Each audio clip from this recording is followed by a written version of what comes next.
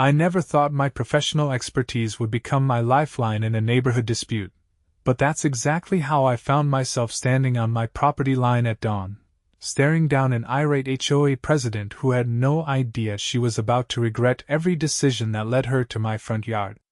The certified letter had arrived 3 days earlier. Bold, red letters across the top read, "Violation notice, immediate action required." Inside was a demand that made my coffee go cold in my hand. The Whispering Pines Homeowners Association was ordering me to tear down the stone wall I'd spent 6 months building around my garden, claiming it encroached on common property by 14 inches. They wanted it gone within 30 days and included a $30,000 fine for willful disregard of community boundaries. I'm Ethan Zimmerman, County Surveyor for Oak Ridge County, and I knew for a fact that my wall was exactly where it should be. My stone wall wasn't just any garden feature. After returning from my 3rd deployment overseas, building something permanent with my hands had become my therapy. Each stone had been carefully selected, carried, and placed over countless weekends. The garden it enclosed was where I found peace when the memories got too loud. And now Barbara Livingston, the self-appointed queen of Whispering Pines, wanted it gone. I had moved into Whispering Pines 3 years ago, attracted by the well-maintained properties and convenient location. The HOA seemed reasonable at first, but that was before Barbara took over as president 6 months ago. Since then, violation notices had become as common as junk mail, and the community Facebook page had transformed from friendly exchanges to heated arguments about everything from mailbox heights to the acceptable shade of beige for exterior paint. I called the HOA office the morning after receiving the letter. "I'd like to discuss the violation notice regarding my property," I explained to the receptionist. "Mrs. Livingston handles all boundary disputes personally," came the rehearsed response. "She can meet you tomorrow at 7 a.m. to discuss the matter on site." That's how I found myself standing beside my stone wall at dawn, clutching my coffee and property documents, waiting for the woman who'd declared war on my garden. Barbara Livingston arrived exactly on time, stepping out of her white Lexus SUV in pressed khakis and a polo shirt embroidered with the HOA logo. Her blonde hair was pulled back in a tight ponytail, and designer sunglasses perched on her nose despite the early hours' dim light. "Mr. Zimmerman," she said, not extending her hand, "I see you've received our notice." "I have," I replied, "and I believe there's been a mistake. My wall is within my property boundary." Barbara's smile tightened. "According to our records, it encroaches 14 inches onto community land. The original developer's plans are quite clear." "I'd like to see those plans," I said. "They're on file at the HOA office. But I assure you, we've verified the measurements. The fine stands, and the wall must come down." I took a deep breath. "Mrs. Livingston, I'm the county surveyor. I personally verified my property lines before building this wall." For a moment, Barbara's composure slipped. A flash of uncertainty crossed her face before her professional mask returned. "Well, Mr. Zimmerman, that's interesting. But our association has its own surveyors and legal team. The board has already voted on this matter." Without giving me a chance to respond or present evidence, Barbara waved her hand dismissively. "The violation is clear. The wall goes beyond the line established in our community covenants." What Barbara didn't know was that I had brought copies of the original county plats, my property deed, and recent survey markers I had personally placed. I also had a growing suspicion about what was really happening. "Mrs. Livingston, may I ask why this has suddenly become an issue?" "The wall has been here for 6 months." Her eyes darted to the house next door, owned by her brother-in-law, who had been complaining for months about wanting a clear view of the community pond behind our properties. A view my garden wall partially blocked. "Community standards must be maintained," she said firmly. 30 days, Mr. Zimmerman. Then we'll add additional penalties." She turned to leave, but I wasn't finished. "One more question," I called after her. "When did the HOA last have the property lines professionally surveyed?" Barbara paused, her back stiffening. "That's confidential HOA business. As county surveyor, I have access to every property survey filed in Oak Ridge County. There's no record of the HOA commissioning a survey in the past 5 years. She turned slowly. The developer's plans are our reference point. Plans can change during construction. Only official surveys matter legally. Barbara's face flushed. We'll see you in 30 days, Mr. Zimmerman. I suggest you start taking down that wall. She climbed into her SUV and drove away, leaving me standing beside the stones that had become the latest battlefield in Barbara's campaign to reshape Whispering Pines in her image. I sipped my coffee, watching her car disappear around the corner. This wasn't just about my wall anymore. Something wasn't right with the way Barbara Livingston was running this HOA. That evening, I spread my documents across my kitchen table and began making calls. First to my neighbor, Greg, who had received a similar violation notice about his fence last month and had hastily paid a $5,000 fine rather than fight it. I couldn't afford to take time off work for a legal battle, Greg explained. Barbara said they'd put a lien on my house if I didn't pay. Then I called Maria across the street, who had been forced to remove her vegetable garden because it violated some obscure bylaw about visible food production.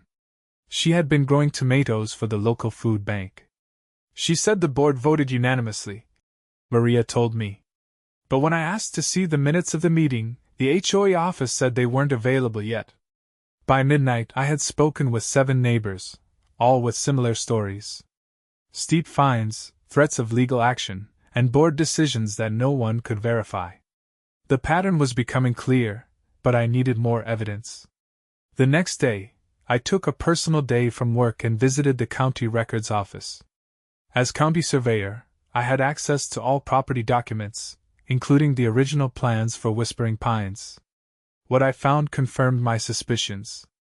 The developer's final recorded plat showed property lines exactly where I had placed my wall. The HOA was using preliminary plans that had been revised before construction. Either Barbara was incompetent or deliberately using outdated documents to justify her actions. But as I dug deeper, I found something even more disturbing.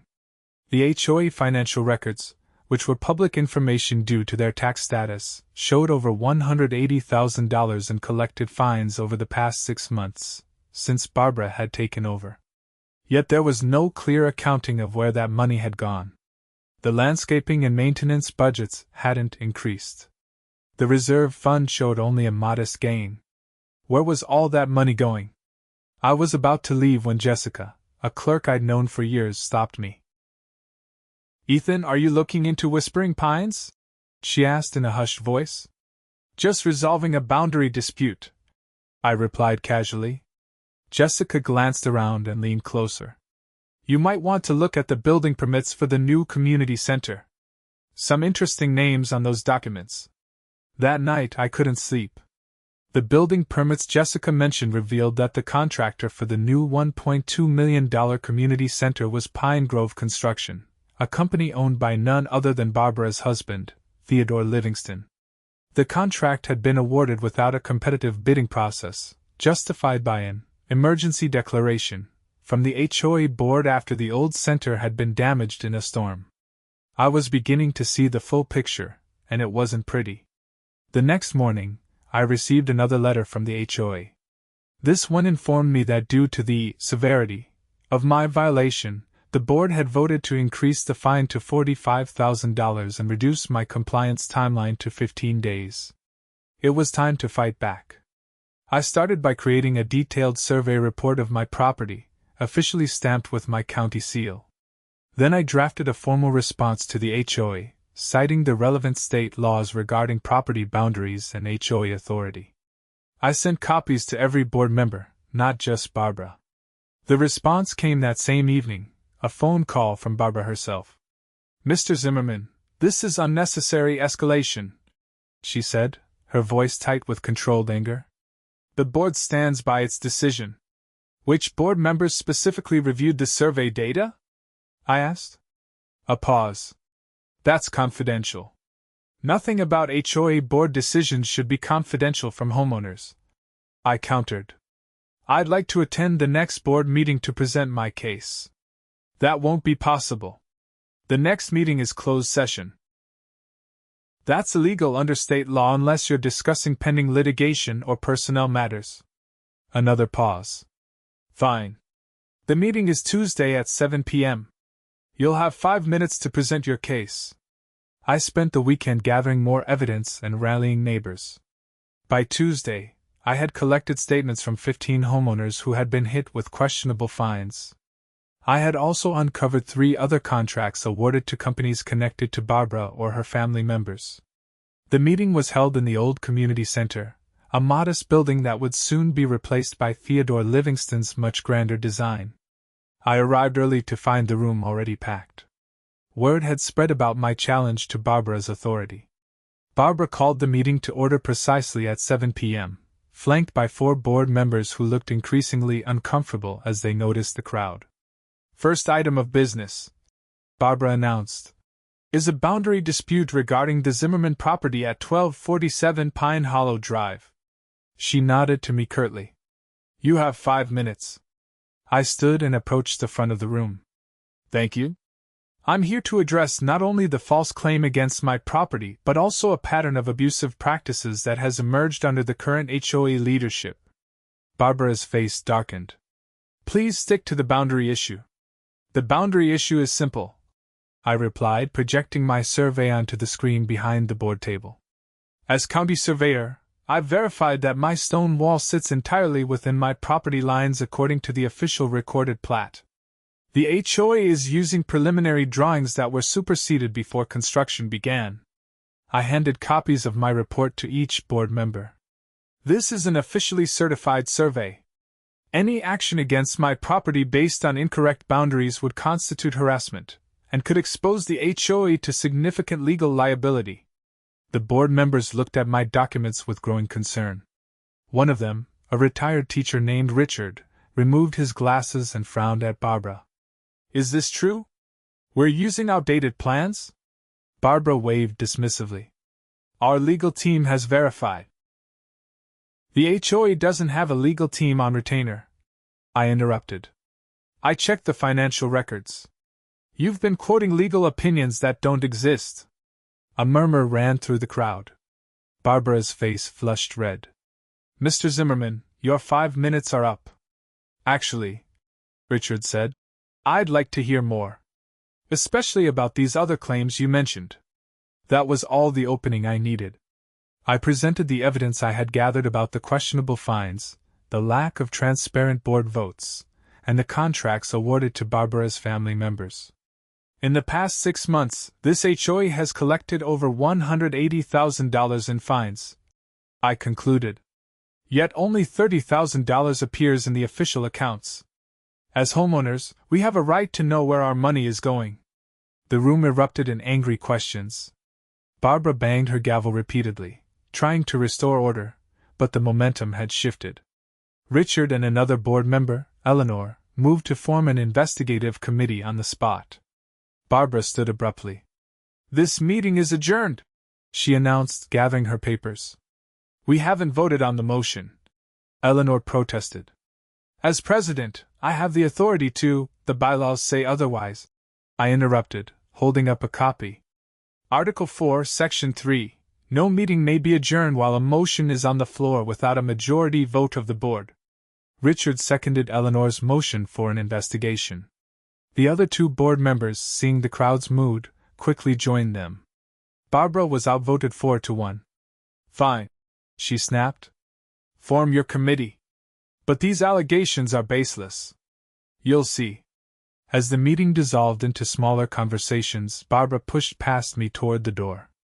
You've made a serious mistake, she hissed. This isn't over. I didn't know how right she was. The next morning, I woke to the sound of machinery. Looking out my window, I saw a bulldozer parked beside my stone wall and a crew of workers in construction vests. Barbara stood nearby, pointing at my wall and gesturing emphatically. I threw on clothes and rushed outside. What's happening here? I demanded. Barbara turned with a cold smile. Emergency enforcement action. As HOA president, I'm authorized to take measures to correct violations that present a community hazard. What hazard? It's a garden wall. It's obstructing emergency access to the community pond, she replied smoothly. The board approved this action last month. That's a lie, I said. It wasn't on any agenda. The bulldozer operator looked uncertainly between us. Ma'am, if there's a dispute. Barbara pulled a document from her folder. Here's the work order, signed by me as HOA president. You're being paid to do a job, not ask questions. I stepped in front of the bulldozer. This is my property. You're about to commit criminal trespass and destruction of private property. Mr. Zimmerman, Barbara said loudly, your defiance of HOA regulations has left us no choice. Please step aside or I'll be forced to call the police. Please do, I replied, pulling out my phone. In fact, I'll save you the trouble. I dialed the sheriff's office and explained the situation. Barbara maintained her confident smile until I mentioned I was the county surveyor and had official documentation proving the wall was on my property. 2 deputies arrived 15 minutes later. Barbara immediately approached them, speaking rapidly and pointing to her documents. I waited patiently, holding my official survey and property deed. Deputy Martinez listened to both sides, then examined our paperwork carefully.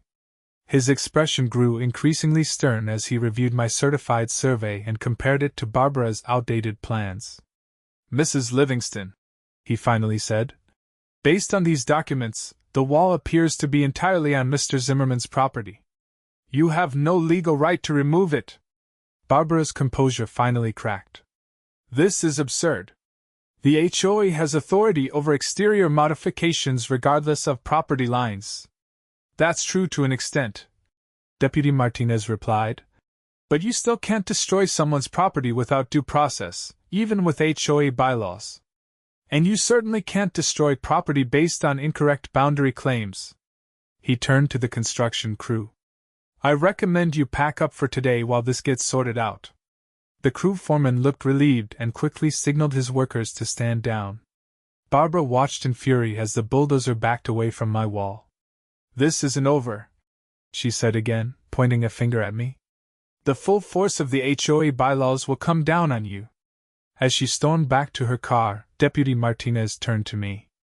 You might want to install some security cameras, Mr. Zimmerman. Just in case. I took his advice that same day, setting up cameras covering my wall and front yard. It proved to be a wise precaution. 3 nights later, at just after midnight, my security system alerted me to movement near the wall. On my phone screen, I watched in disbelief as Barbara Livingston, dressed in dark clothing, approached my wall with a sledgehammer. I called the sheriff's office immediately, then grabbed my robe and went outside. Barbara! I called out as I approached, keeping my phone camera recording. What are you doing? She spun around, the sledgehammer raised. For a terrifying moment, I thought she might swing it at me. Instead, she lowered it slowly, her face contorted with rage. You've ruined everything, she said. Do you have any idea what you've done? The community center contract was going to save my husband's business. We're on the verge of bankruptcy. So you've been using HOA fines to funnel money to your family, I said, still recording. It wasn't like that at first, she replied, suddenly deflating. Just a few questionable fines to boost the maintenance budget. Then Theodore's business started failing, and he needed the community center contract to stay afloat. After that, it just snowballed. The deputies arrived minutes later, finding Barbara still holding the sledgehammer beside my wall. She was arrested for attempted destruction of property and trespassing. But that was just the beginning of her troubles. The investigative committee Richard and Eleanor had formed quickly uncovered the extent of Barbara's scheme. Bank records revealed that over $150,000 in HOA fines had been diverted to a separate account controlled by Barbara, which had then been used to make consulting payments to her husband's construction company. The district attorney's office launched a formal investigation, resulting in charges of fraud, embezzlement, and abuse of position against both Barbara and Theodore Livingston. Several other board members who had knowingly participated in the scheme also faced charges. 6 months later, I stood beside my stone wall, watching as new landscaping was installed around the community pond, paid for with recovered funds from Barbara's illegal activities. The new HOA board, led by Eleanor, had instituted stricter financial controls and transparency measures, including a requirement that all fines be reviewed by a committee of homeowners not on the board. My neighbor Greg approached, carrying a tray with 2 beers. "To the man who brought down the tyrant," he said, handing me one. I accepted the beer with a smile. "I was just protecting my wall. And saved the rest of us thousands in bogus fines," Greg added.